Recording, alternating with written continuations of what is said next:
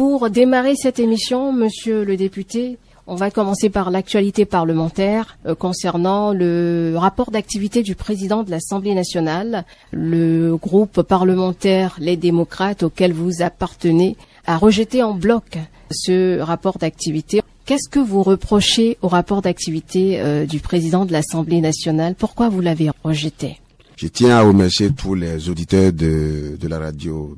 Pour revenir donc à la question, vous savez, le rapport d'activité du président de l'Assemblée nationale, pour nous, ne dit pas la réalité des faits, n'est pas exhaustif, n'est pas le vrai rapport, le bon rapport. Donc nous, on n'est pas d'accord avec ça. Et quand on n'est pas d'accord, on dit non. Et la manière de dire non ici, c'est de rejeter le rapport, c'est tout. Est-ce que vous pouvez préciser les points ou ce que vous reprochez point par point, en tout cas les grandes lignes de vos reproches? En vérité, le rapport d'activité du président de l'Assemblée nationale, le président se plaît, comme les autres d'ailleurs, à dire que c'est les activités que nous avons menées ensemble. C'est très vrai. C'est les activités que nous avons menées ensemble, mais les activités que nous avons menées ensemble ont été dirigées par quelqu'un. Et la manière dont ça a été dirigé n'est pas convenable dans une démocratie, tout simplement. Lorsque vous prenez, on en a déjà parlé, hein, ce n'est pas la première fois qu'on rejette le rapport d'activité du président de l'Assemblée nationale. Ça ne devrait même pas étonner les gens. C'est un rejet mécanique? Ce n'est pas un rejet mécanique. Comme vous dites que ça ne devrait pas étonner. Ça ne devrait pas étonner parce que lorsque le rapport n'est pas bon, il faut s'attendre à ce que on le rejette. Un rapport, c'est quoi? C'est d'abord et avant tout un compte rendu des activités et ensuite des propositions pour faire donc des corrections en vue donc d'améliorer très prochainement. Mais vous vous rappelez que lors de la désignation des membres de l'Assemblée nationale qui devaient siéger à la haute autorité de l'audiovisuel et de la communication, on n'était pas d'accord avec la clé de répartition. Et nous sommes sortis de la salle. Dites-moi à quelle page figure ça, par exemple. Donc, le rapport ne tient pas compte des réalités tout simplement. Et ça n'est pas normal. Vous êtes 3 formations à l'Assemblée nationale. On vous demande d'envoyer 3 membres. La nature a réglé cette question-là. Pourquoi on ne dit pas à chaque parti de proposer un membre? Si on veut considérer mouvance, opposition, nous savons que nous sommes minoritaires. Pourquoi on ne dit pas à la minorité de proposer un membre? D'accord. Il y a un autre point qui... Il y en a beaucoup d'autres. Nous avons signalé par exemple les départs en mission, les désignations pour aller en mission. Vous voyez par exemple 21 députés qui sont allés en mission pour le parti UPR. Vous voyez 10 qui sont allés en mission pendant cette période-là, bien sûr, pour le parti BR et 7 qui sont allés en mission pour le parti LD. Alors que BR et LD ont le même nombre de députés. Quelle est l'opération qui vous pousse à désigner 10 d'un côté et 7 de l'autre côté? Voilà les problèmes. Alors, dans les prochaines semaines, on va assister aussi au vote par rapport au prochain budget de l'État, le budget 2025. Est-ce qu'il sera aussi rejeté, monsieur Dima Obon? Oh, c'est trop tôt. On n'est pas encore dedans, mais véritablement. C'est vrai que les commissions ont déjà commencé, mais les ministres sectoriels ne sont pas encore passés pour qu'on passe les dossiers vraiment au peigne fin. On verra bien. Vous savez, ce n'est pas compliqué pour nous, hein, les députés démocrates. Si nous voyons bien que le peuple est bien logé dans ce budget-là, il n'y a pas de souci. Mais si c'est le contraire, ce sera donc le contraire, c'est tout. Bien logé, c'est-à-dire quoi? Qu'est-ce que vous attendez de ce budget? Vous savez, un budget pour nous, c'est une gouvernance qui met l'homme complètement au dernier rang. Et nous, on ne peut pas comprendre ça. Tout ce qu'on fait là, on fait ça pour qui? Lorsque vous faites tout ça, tout ce qu'on appelle développement que nous voyons aujourd'hui, oui, c'est quoi les critères de développement? Qu'est-ce que vous voyez? Mais ce que je vois est que il y a des choses qui se font, mais l'homme, on ne voit pas l'homme. Qu'est-ce qui se fait? Mais ce qui se fait, on voit bien les routes qui se font. On voit bien les bâtiments. Mais les bâtiments là, on construit ça pour qui? Pour les gens qui sont en prison ou bien pour les gens qui sont décédés? Donc pour vous, ça sert à rien? Mais c'est pas que ça ne sert à rien, mais on ferait mieux mettre l'homme au cœur. Il faut mettre l'homme au cœur du développement. C'est d'ailleurs ça, hein, à la conférence nationale. C'est-à-dire concrètement quoi? Qu'est-ce que vous proposez? Mais nous proposons que l'homme soit plus pris en compte. Regardez la loi sur l'embauche. Vous avez l'impression que l'homme est pris là au sérieux? C'est quel genre de développement ça? Dans le budget, qu'est-ce que vous aurez souhaité quand vous dites que l'homme doit être mis? Mais il faut revoir d'abord en profondeur les lois, la loi de finances qui est là. Moi, je sais pas, j'attends de voir. Quand on va entrer dans le vif du sujet, j'attends de voir. D'accord. Par rapport à ce que vous avez déjà étudié l'an dernier, Oui. c'est-à-dire celui qui est en cours actuellement. Mais écoutez, il y a pas mal de choses. Vous savez, les raisons aussi pour lesquelles nous votons, nous rejetons, c'est que vous faites des amendements. Mais ils vous disent, est-ce que si on prend en compte vos amendements, vous allez voter? Oui, si vous prenez ça en compte, nous allons voter. Mais lorsque vous lisez, vous n'avez pas l'impression que les amendements ont été pris en compte. Vous savez, il y a des expressions, il y a des jeux de mots. On dit, il y a accepter, on dit noter. Vous savez ce que ça veut dire? Accepter et noter. Accepter, c'est qu'ils acceptent de faire. Quand vous voyez noter, ben écoutez, on a entendu, mais on va aviser. Et vous savez ce que ça veut dire au Bénin, on va aviser. On va continuer avec un autre chapitre de cette émission, parler de votre parti, les démocrates, qui traduit en justice un média. Pourquoi ne pas faire un droit de réponse à ce média? C'est une méthode. Ce que vous proposez, c'est une méthode. Et celle qu'on a utilisée en est une autre. Ce n'est pas interdit de traduire quelqu'un en justice si vous estimez que vous avez été diffamé, tout simplement. Comme on peut lui répondre aussi. C'est pas un peu fort? De traduire? Non, un média en justice. Mais, je vous explique. Est-ce que vous mesurez les dégâts causés au Parti des démocrates? Qu'est-ce que vous reprochez à ce média?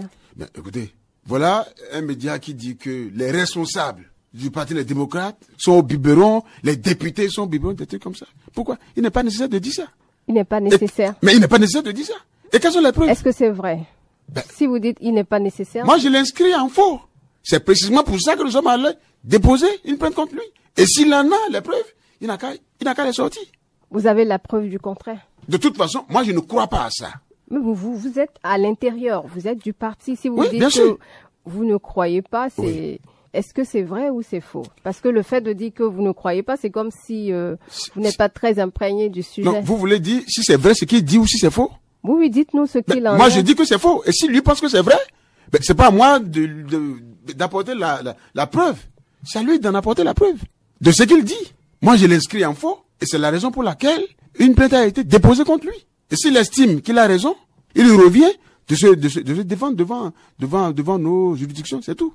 Et l'affaire en est où aujourd'hui? Je ne sais pas, je ne peux pas vous le dire. C'est les autorités judiciaires. Normalement, on doit lui avoir notifié ça, qu'il y a une plainte qui est déposée contre lui. Et donc, s'il est sûr de ce qu'il dit, il n'a qu'à aller se justifier. D'accord. Donc, vous préférez que ce soit devant la justice que de régler ça dans les colonnes Mais de quelle ce colonne? journal? Mais il n'a pas préféré qu'on règle ça dans les colonnes. Pourquoi il ne vient pas au siège du Parti des démocrates? Ou pourquoi il n'approche pas un responsable du Parti des démocrates pour dire, écoutez, ce qui se fait là, c'est pas bien. Nous avons, vous avez fait ci, vous avez fait cela, et on lui aurait dit. Vous tenez ça de qui? Il n'a pas choisi cette méthode-là. Nous, on ne voit pas pourquoi on va choisir la méthode que vous proposez là. Et puis, regardez ça dans les colonnes. Dans quelle colonne? C'est-à-dire en droit de réponse, en fait. C'est pourquoi je parlais de colonne. Non, on n'a pas préféré comme ça. Parmi tout ce qui circule sur votre parti, on parle d'une certaine alliance de partenariat. On sait que dans l'univers politique, il y a de ces alliances parfois inattendues, de ces partenariats parfois inattendus. Vous êtes choqué d'entendre ces genres de choses-là parce que vous, dans votre tête, les démocrates, vous ne ferez jamais ces genres d'alliances. Mais de quelle alliance ces genres de partenariat? De quel partenariat vous parlez? Il y a des soupçons de connexion entre vous et l'homme d'affaires Olivier Bokor. Olivier Bokor? Oui, c'est dans cette droite ligne. En fait, je prolongeais le sujet qu'on évoquait tout à l'heure. C'est ça, d'accord. Non, je comprends. Puisque vous avez parlé de partenariat, je voulais savoir s'il y en a d'autres. En effet, j'ai entendu parler de... Moi, je ne sais pas de qui ça dit. Je suis député démocrate. J'ai croisé M. Olivier Bokor quelquefois, soit dans l'avion ou bien à l'aéroport. Et puis voilà, j'ai jamais eu de séance comme ça avec lui. Mais qu'est-ce que vous dites quand vous vous croisez? Écoutez, Olivier Bokor, c'est un Béninois, comme tous les Béninois. Vous pouvez ne pas être d'accord sur le plan politique, mais si vous voyez, si vous connaissez, je n'ai pas de rapport direct avec lui, mais je le connais en tant qu'Olivier Bokor. C'est comme le président Patrice Talon. Je ne le connais pas particulièrement, je n'ai pas de rapport direct avec lui, mais je le connais et je le vois. On s'est déjà rencontrés au palais, on s'est rencontrés ailleurs, mais ça s'arrête là. Il vient à l'Assemblée. Ailleurs où?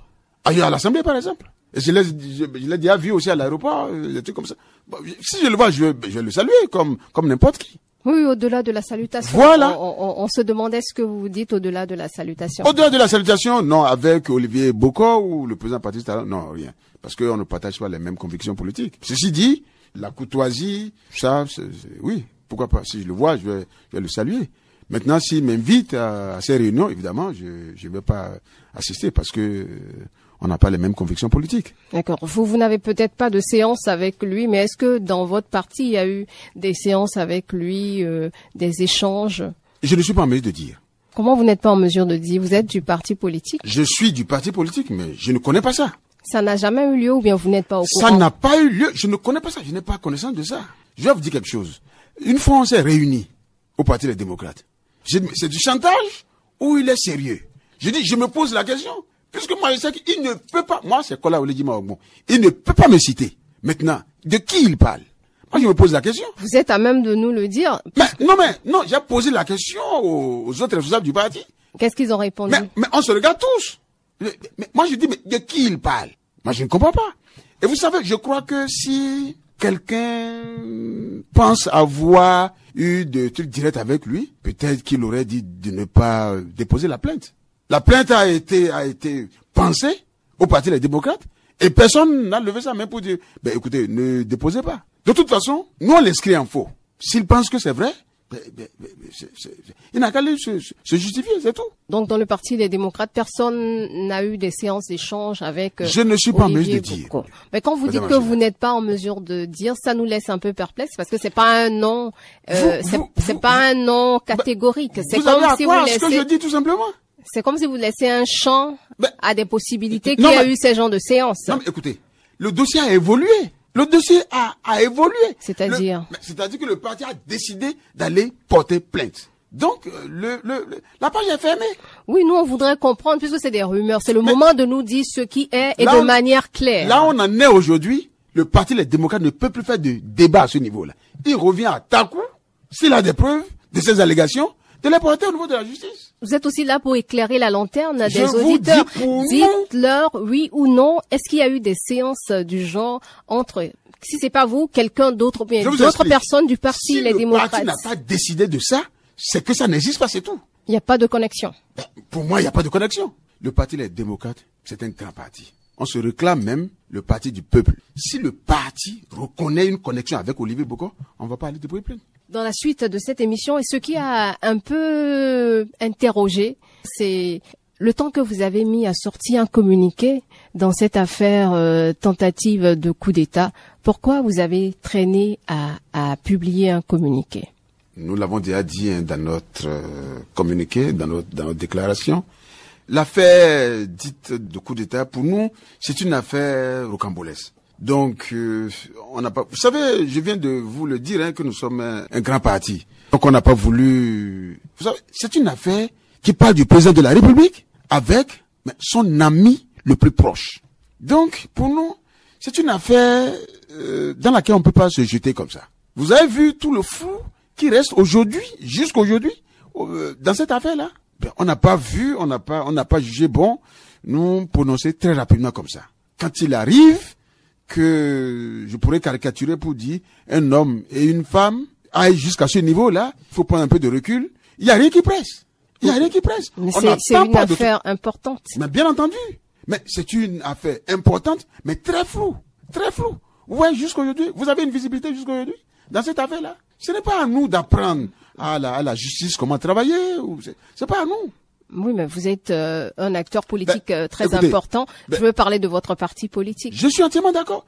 Regardez, il y a une affaire de coup d'État. Mais est-ce que le moment où vous avez sorti le communiqué, vous voyez assez clair sur l'affaire?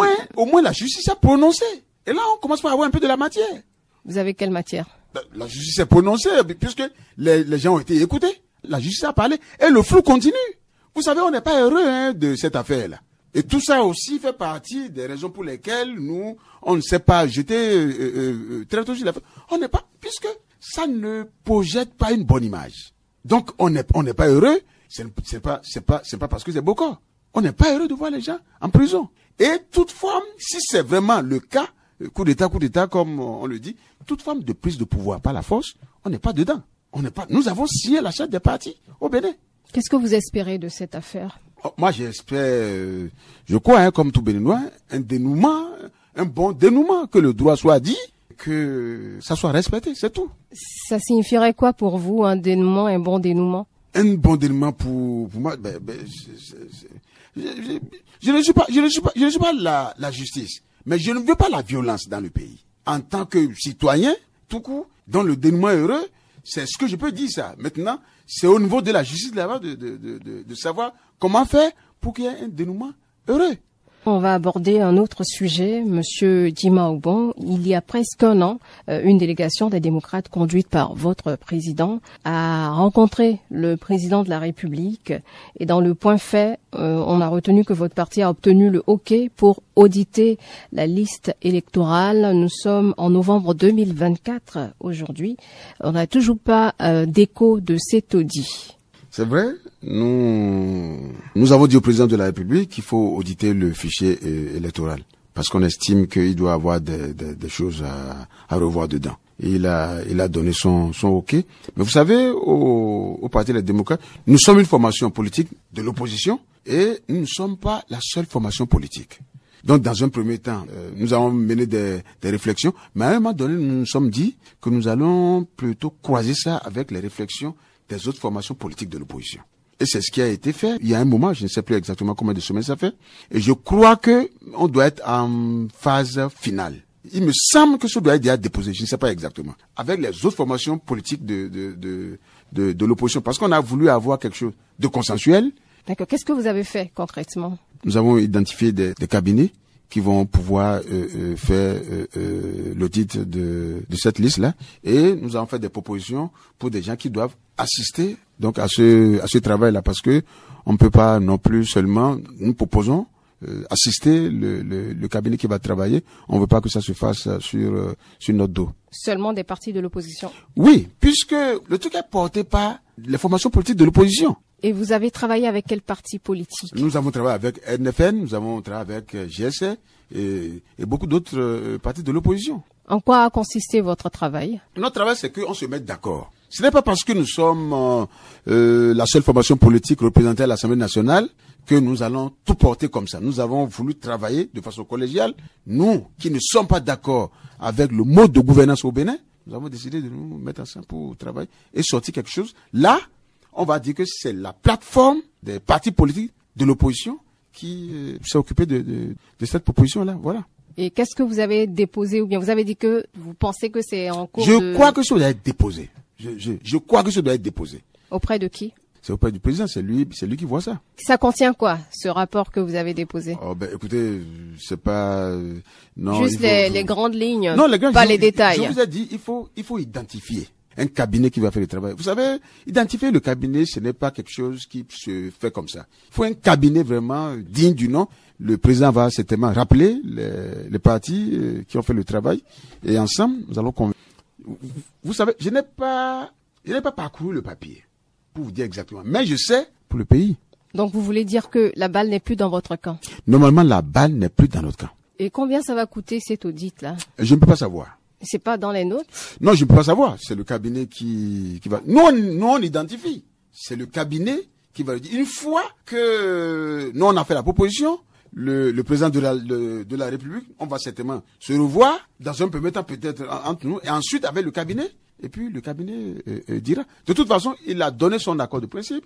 Il a dit qu'il va financer ça. Donc, on s'en tient à ça s'il ne change pas d'avis. On va parler maintenant des préparatifs des élections, de l'élection présidentielle. À moins de 2 ans, sinon à 1 an et demi environ, on observe un calme plat des deux côtés, autant de l'opposition que de la mouvance. Pourquoi? Est-ce que ça ne vous intéresse plus? Oh, écoutez. Est-ce que ça ne vous... C'est créé pour conquérir le pouvoir. Donc, on ne peut pas dire que... En vérité, c'est la situation générale, globale, qui explique ce que vous dites là. Si calme plat, il y en a, je ne crois pas trop. Il n'y a pas calme plat, bon... Les gens courent un peu partout. Mais... Ils courent par rapport à quoi? Écoutez, nous sommes dans les préparatifs. Comment vous vous préparez et on ne voit pas? Non, mais si vous dites que vous ne voyez pas, bon, je ne veux pas dire que vous ne voulez pas voir, mais bien sûr que c'est vrai qu'on n'est pas en campagne, mais on s'active. Parce que vous savez, il faut éviter d'aller vers les militants, avec besoin d'eux. Donc il faut aller plus tôt, à chaque fois. Ce n'est pas le jour où vous voulez la femme qu'il faut aller vers la femme. c'est tout le temps qu'il faut donc renouveler cet attachement. Ce que je veux dire, c'est que nous sommes dans une insécurité au Bénin, sur bien des plans. C'est ça qui est plutôt inquiétant. Du point de vue législatif, nous sommes dans une grande insécurité. On se prépare. Au sein de notre formation politique, on se prépare. Mais nous avons des obstacles devant nous. Même les partis de la mouvance, je ne sais pas comment ils pensent aller aux élections avec le code qui est là, par exemple. C'est le vrai problème que nous avons dans ce pays-là. Donc, et ça encore, c'est le mode de gouvernance au Bénin. C'est à cause du code qu'il y a ce calme plat. En fait, je dis il y a beaucoup de problèmes. Mais quand je parle du code, c'est l'un des problèmes. Mais regardez, aujourd'hui au Bénin, les gens peinent à manger. Vous aussi? Mais écoutez, on n'est pas en dehors de la population. Mais vous êtes au-dessus. Mais nous sommes au-dessus, c'est-à-dire, nous avons un bon salaire, c'est ça? Oui, au moins... Mais lorsque vous avez un bon salaire, au milieu des gens qui n'ont pas de salaire, qu'est-ce que vous devenez? C'est ça les vrais problèmes que nous avons. Oui, moi j'ai un salaire, mais et les autres? Qu'est-ce que vous faites pour eux? Mais on n'a rien abandonné, hein. Vous savez ce que vous dites là? Moi, par exemple, dans ma circonscription électorale, je ne sais pas si un militant peut dire ça. Le week-end dernier, c'est depuis jeudi que j'étais à Savé et environ. Le vrai problème qu'on a au Bénin aujourd'hui, c'est le code électoral. Par rapport à ça, par exemple, nous travaillons à réviser ça. Qu'est-ce que vous faites? Mais nous travaillons à faire la relecture de ce code-là. Parce que je ne vois pas encore. Vous savez, le code que nous avons au Bénin aujourd'hui n'existe nulle part dans le monde. Et comment vous travaillez à la relecture? Mais vous allez vers qui? Nous sommes en train de travailler avec la société civile. Comme par hasard, elles-mêmes ont pris connaissance et conscience de la situation. Ils disent, mais c'est pas possible, on ne peut pas aller aux élections. Tout récemment, moi, j'ai assisté à un atelier et les sociétés civiles, dans leur ensemble, il y a désormais une plateforme, excusez-moi, au Bénin, pour les sociétés civiles, elles ont décidé de faire un autre président pour lui dire que ce n'est pas possible. Vous avez entendu les religieux, les catholiques ont dit, ils ont même fait des recommandations au président de la République. Et vous, vos travaux, vous en êtes où? Vous avez reversé à quelqu'un? Nous avons, non mais, à l'Assemblée, nous avons fait des propositions, mais nos propositions n'ont pas été prises en compte. Nous savons que ce n'est pas possible. Je ne sais pas pourquoi ils pensent que eux-mêmes, ils peuvent aller aux élections avec ça. Comment un parti, à lui seul, peut avoir 20% partout, dans la circonscription électorale?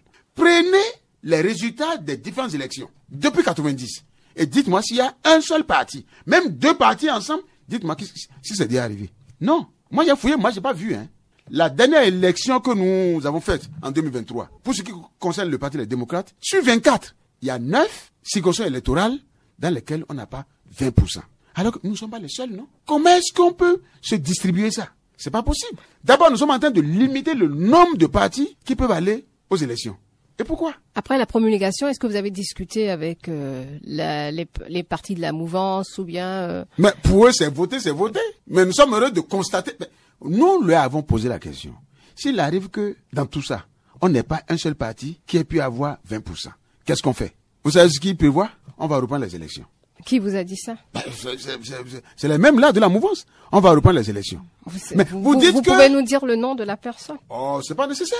C'est pour eux leur manière de justifier leur forfait. Ce serait bien d'avoir un nom pour savoir qui. C'est les gens de la mouvance. Oui, mais c'est trop. Ils sont convaincus. C'est trop facile de dire ça. Le nom de la personne. De toute façon, ils nous suivent. Moi, je ne suis pas caché. C'est mon collègue le dimanche. Je vous ai déjà dit ça. S'il y a un qui veut inscrire ça en faux, rappelez-moi. En ce moment-là, je vais vous dire le nom. La relecture, est-ce que vous sentez que ça peut venir? Je crois que ça peut venir. Parce que, mis à part les politiciens, dans la société, il y a beaucoup de gens qui commencent à s'intéresser à ça. Et ils ont parfaitement raison. En fait, ça nous conduit droit au mur. Est-ce que vous avez une réponse par rapport à la relecture? Venant du gouvernement, par exemple? Oui. Pas encore, ou bien il y a un début de réponse? Je ne peux pas dire qu'il y a un début de réponse, puisque je ne les ai pas encore écoutés. Mais ce qui me fait dire qu'il va y avoir une relecture, probablement, ce n'est plus les démocrates seuls qui réclament ça. Vous voyez, les catholiques, ce ne sont pas des députés, ce ne sont pas des politiciens, c'est des religieux qui voient déjà que ça peut compromettre la paix et qui ont même fait des recommandations. Moi, j'ai un livre, j'ai assisté à leur colloque, ils ont sorti des recommandations pour dire, ne faites pas comme ça, enlevez ceci, enlevez cela. En fait, mais si ça commence, s'il y a violence, qui ira à l'église? Ils ont compris ça. Même les musulmans se sont réunis aussi. Les sociétés civiles, on n'en parle pas. Vous savez, les sociétés civiles sont souvent dans l'observatoire des élections participantes. Donc, les sociétés civiles imaginent ce qui peut se passer. Donc, aujourd'hui, tout le monde est mêlé à ça. Alors, lorsque vous voyez que vous dénoncez quelque chose et que de plus en plus, votre groupe s'accroît, c'est-à-dire le nombre de gens qui dénoncent s'accroît, il y a de quoi avoir espoir que vous serez entendu. D'accord. Donc, vous disiez au début aussi sur cette question que vous continuez de travailler quand même. Vous êtes sur le terrain, c'est ce que vous disiez. On ne peut pas. Mais de toute façon, il faut se préparer pour aller aux élections. On ne peut pas dire que tant que le code n'est pas rectifié, non. Mais non. Donc, vous travaillez en catimini ou bien quoi? Nous avons une programmation et nous sommes en train de suivre nos programmations. On ne connaît pas encore votre candidat, par exemple. Oh, notre candidat, vous allez le connaître. De toute façon, il n'est donc pas ce sera un homme. Ce sera un homme, vous dites? Comme vous dites, on ne le connaît pas, on va le connaître. Bah, vous parlez au masculin. Candidat. Bon, j'aurais pu dire, on ne la connaît pas, si vous voulez. On ne connaît pas encore le candidat ou la candidate. On va en avoir. Le parti n'a pas encore procédé au choix de la candidate, si vous voulez, ou du candidat. Pourquoi? Mais ça va se faire. Oui, mais pourquoi? Parce que ce n'est pas encore le moment. Vous serez prêt à quel moment? Quel est votre calendrier? Oh, mais de toute façon, en octobre, vous allez connaître le candidat. On est en novembre, là. Ou bien en octobre 2025. Oh, c'est en octobre 2025. Ce n'est pas maintenant. Vous allez connaître le candidat, bien sûr. Mais dans un an? Non, pas dans un an. À coup sûr, un peu avant, on aurait déjà une idée claire de celui qui va nous porter. Vous ne vous entendez pas sur quelqu'un encore, ou bien qu'est-ce qui se passe? Vous savez, avez l'embarras du choix, ou bien vous ne vous entendez pas? Non, je ne pense pas qu'on ait ce problème-là. Vous ne pensez pas, ou bien... Parce que quand vous dites vous ne pensez pas, il y a une marge d'incertitude. Si vous voulez, non, ne voyez pas qu'il y a une marge d'incertitude. Je vous dis tout simplement que je ne pense pas, puisque le débat n'est pas ouvert. Pour qu'on dise que c'est celui-ci et que l'autre soit mécontente ou mécontent. Donc, c'est pourquoi je dis, la situation ne s'est pas encore présentée. Donc, pourquoi vous voulez que je vous dise que on ne s'entend pas? On ne s'entend pas sur quelque chose qu'on n'a pas encore démarré, non? Bon, pour les présidentielles, parfois, ça commence très tôt. On a eu l'habitude de ça. Oui, pour l'instant, on a beaucoup de présidentiables de toute façon au sein du parti les démocrates. Donc, on attend. Donc, c'est peut-être ça qui complique la tâche, si vous avez beaucoup de présidentiables. Non, c'est plutôt une richesse. Ça ne complique pas du tout. Il y a des critères qui seront définis et comme de bons démocrates, on va simplement respecter les critères. Ça s'est passé comme ça en 2021. Justement, comment ça se passe? Est-ce qu'il y a des primaires? Comment ça se passe? Est-ce que vous désignez... Oui, c'est le président du parti qui désigne, c'est mon candidat, ce sont mes candidats puisqu'il y a des colistiers maintenant. Je ne peux pas vous dire exactement comment ça va se passer. Mais il y a des... Ça a déjà eu lieu une fois. Oui, mais. Donc, sur la base de l'expérience que vous aviez eue. Oui, ça a déjà eu lieu une fois. Je ne sais pas si ça va être la même méthode. Sinon, c'était pratiquement une sorte de primaire, comme vous le dites. C'était un peu comme ça en 2021. Donc, je ne sais pas si on va adopter la même méthode ou si on va changer de méthode. Dans tous les cas, ça va être une méthode consensuelle. Ça va bien se passer. Moi, je n'ai pas d'inquiétude par rapport à ça. Donc, il n'y a pas un manuel de procédure non, défini, figé, oui, pour dire que ça se passe comme ça, il y a des primaires et il y a tel nombre de candidats. Vous savez, probablement, on va passer d'abord, voir si de façon consensuelle, on peut se mettre sur les gens qui vont nous représenter. Et à coup sûr, si on n'arrive pas, ça n'est pas le gros problème. Ça peut arriver on n'arrive pas à s'entendre. Et dans ce cas-là, peut-être on va passer à une sorte de primaire. Et là, ce sera démocratique. Est-ce que c'est pas le choix du président, par exemple, qui passe? Le président, il n'est pas isolé. Hein. Le président peut avoir des sentiments pour quelqu'un ou quelqu'une. C'est tout à fait normal. Si il rencontre la volonté du grand nombre, ça va passer. Vous savez, en général, il ne fait pas de mauvais choix. Il peut se tromper, c'est un homme.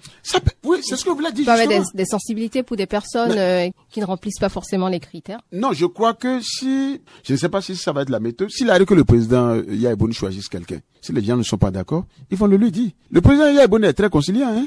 Mais est-ce que quelqu'un va oser dire au président qu'il n'est pas d'accord avec lui? Le président est trop ouvert pour ça. Et si je vous dis par exemple qu'il est capable de dire, allez vous entendre et venir me donner le nom de celui que vous avez choisi? Mais c'est sur quels critères vous choisissez? Est-ce que c'est la capacité à mobiliser, c'est la capacité financière? Qu'est-ce qui pèse dans la balance? Non, vous savez, au Parti des démocrates, je n'aimerais pas vraiment faire la discussion parce que si on fait cette discussion-là, on va marcher sur sur les critères peut-être qui ne sont pas encore définis.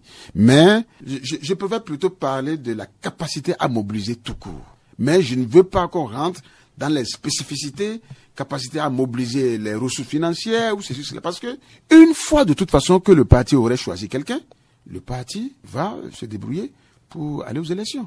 On sait que les Vous avez élections, vu les c'est gens de qui sont l'argent. allés aux législatives, là, qui a une grande capacité de mobilisation de ressources financières. C'est vrai que les élections législatives, ce n'est pas les élections présidentielles.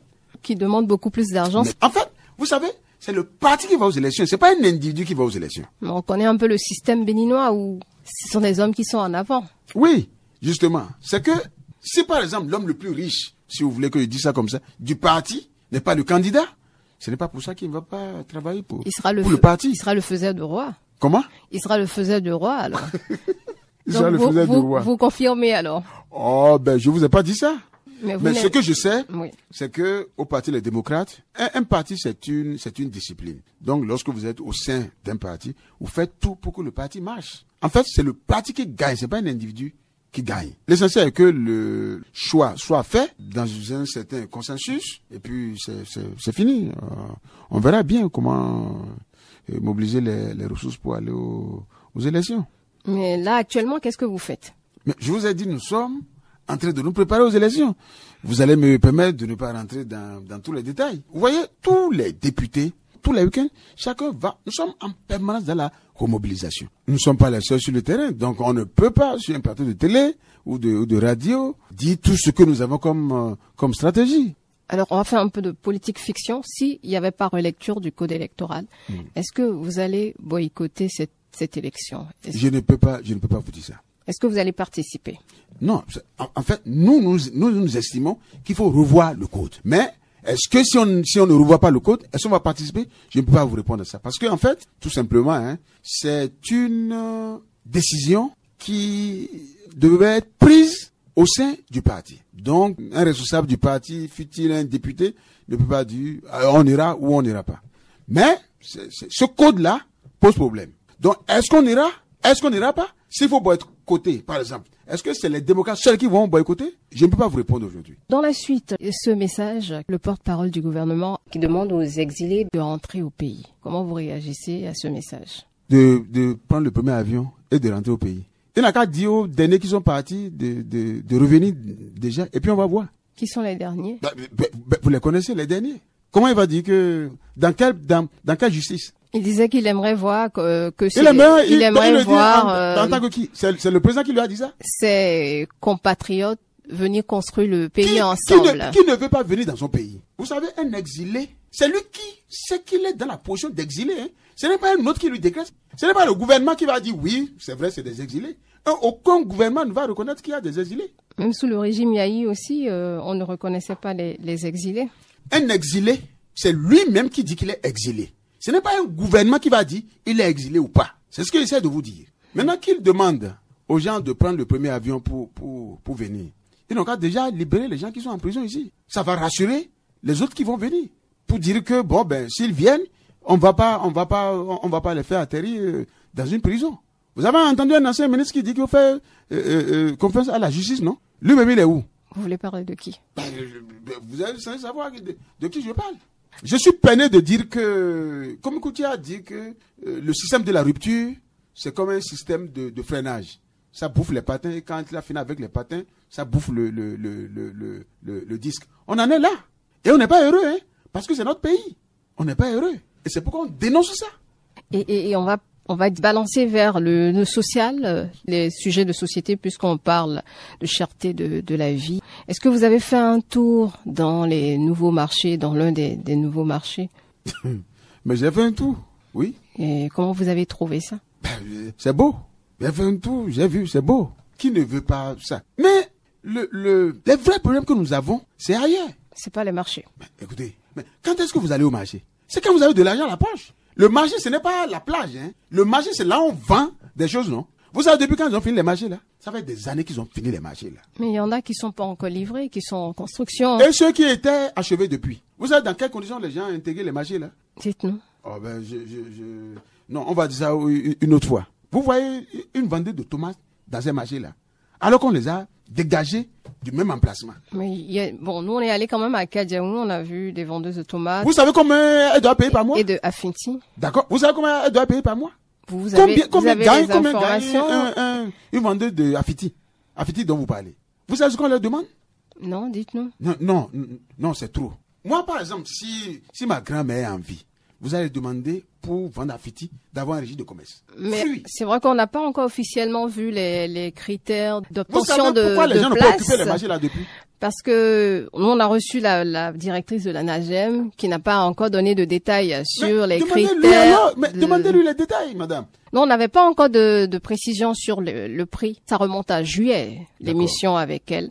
Et je pense que le porte-parole a intervenu là-dessus un peu après, un mois après, qui n'a pas donné le prix vraiment exact. Donc nous, on n'a pas les détails. Je ne sais pas si vous avez déjà ces détails-là. Non, on peut pas vous donner le prix. On peut pas, parce que. Mais comment se fait-il que vous avez déjà le prix? Mais nous sommes les représentants du peuple. C'est passé à l'Assemblée? Non, c'est pas passé à l'Assemblée. Nous sommes les représentants du peuple.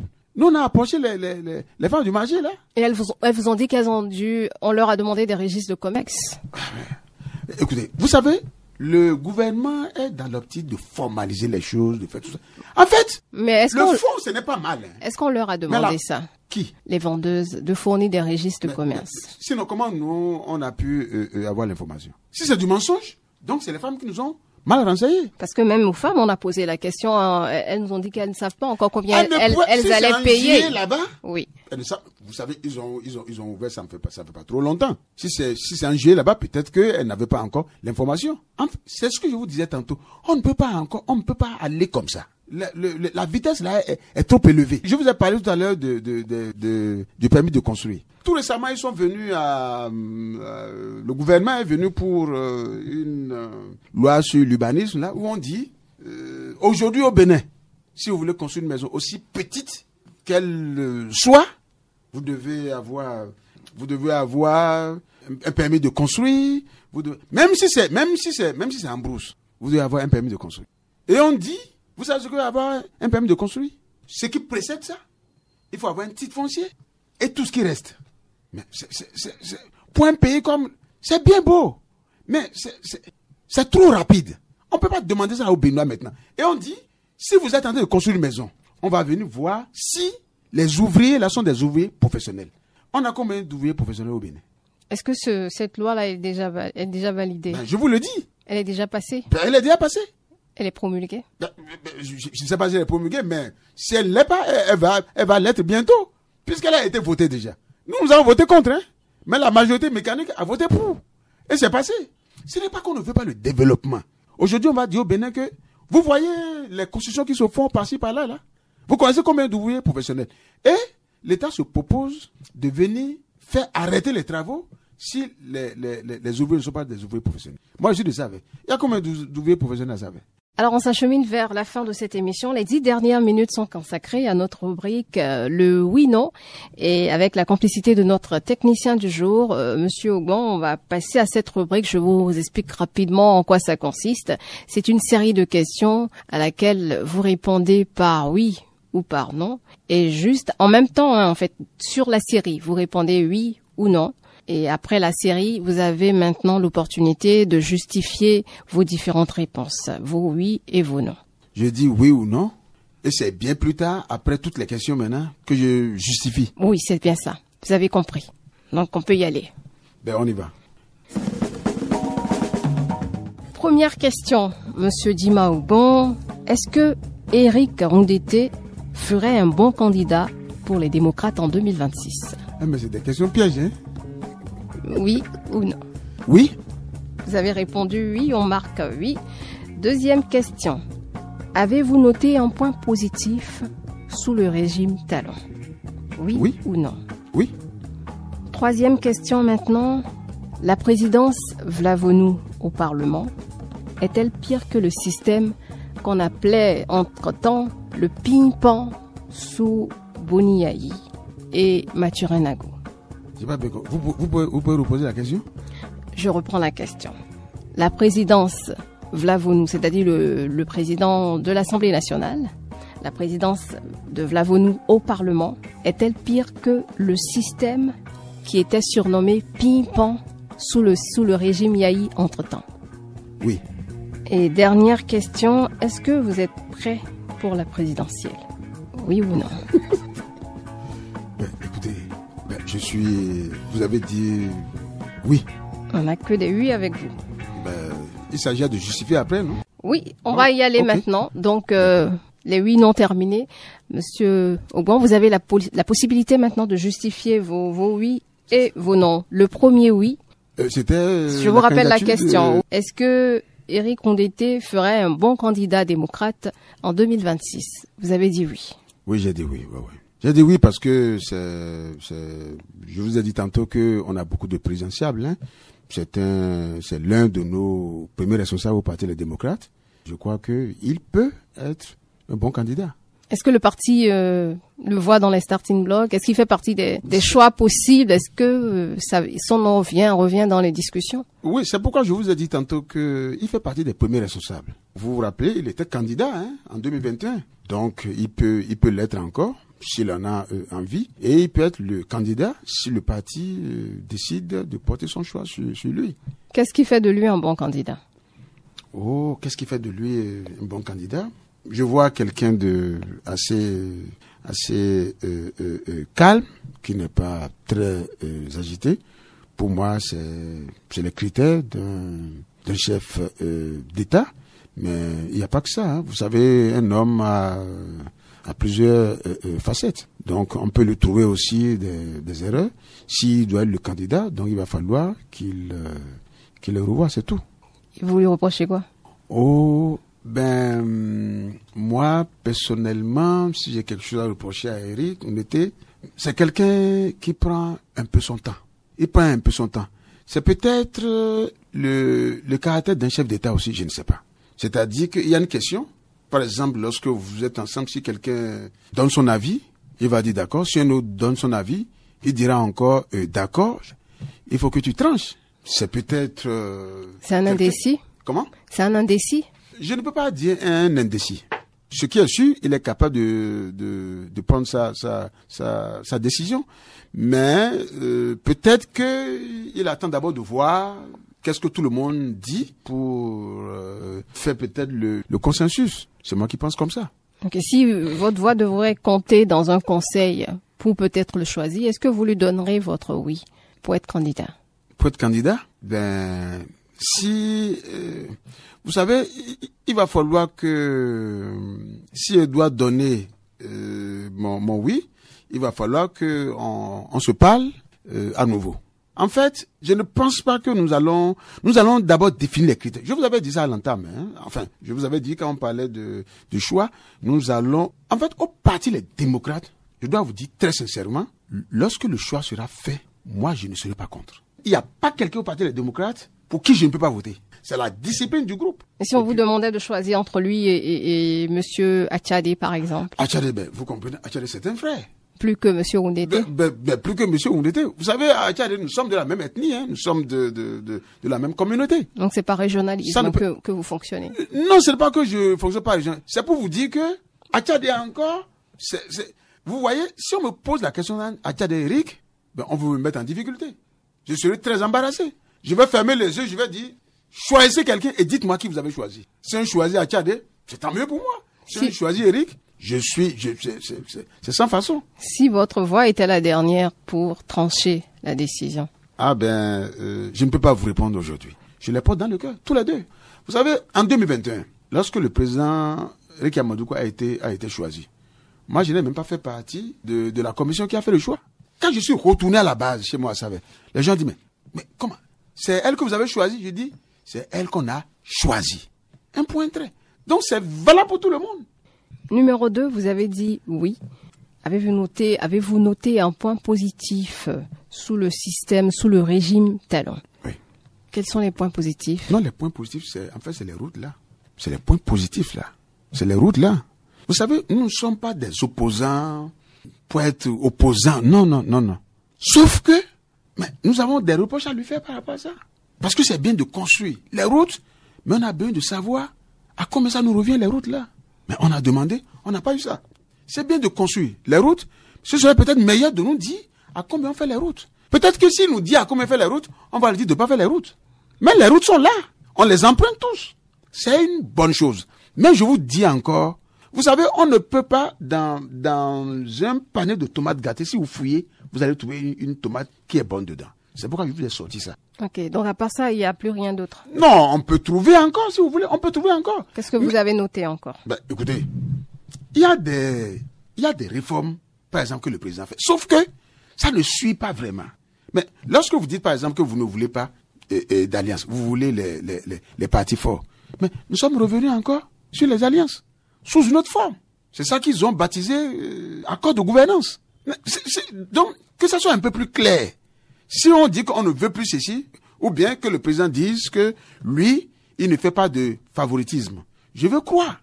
Mais lorsque je regarde de près la gouvernance, on ne peut pas me dire qu'il n'y a pas de favoritisme. Quand il a formé son gouvernement et qu'on a nommé les ambassadeurs par-ci par-là, j'ai vu ça très tôt. Vous voyez, le président, il fait des choses, il fait une communication là-dessus, vous allez croire que c'est vraiment bon, mais quand vous fouillez, mais lorsqu'il va parler du monde du travail, ça pose un problème. Ou bien on dit que ils ont voté une loi qui fait obligation aux partis politiques d'avoir une liste de femmes aux élections législatives. C'est très bien pour mettre les femmes en valeur. Mais lorsque nous avons fait l'installation en 2023 à l'Assemblée, et qu'après ça, les partis représentés devaient faire leur groupe parlementaire. Au parti les démocrates, le bureau du groupe parlementaire est composé de 3 personnes. Nous avons choisi une femme et 2 hommes. Mais les UPBR qui ont voté la liste des femmes, ils n'ont pas mis de femmes dans leur bureau. Vous voyez, dans la pratique, ce qui se fait. Mais dans le bureau du Parlement, il y a pas le bureau du Parlement. Non, pas le bureau du Parlement. Chantal Aïe. Non, pas dans le bureau du Parlement. Dans le bureau de groupe parlementaire. Dans le bureau du groupe parlementaire.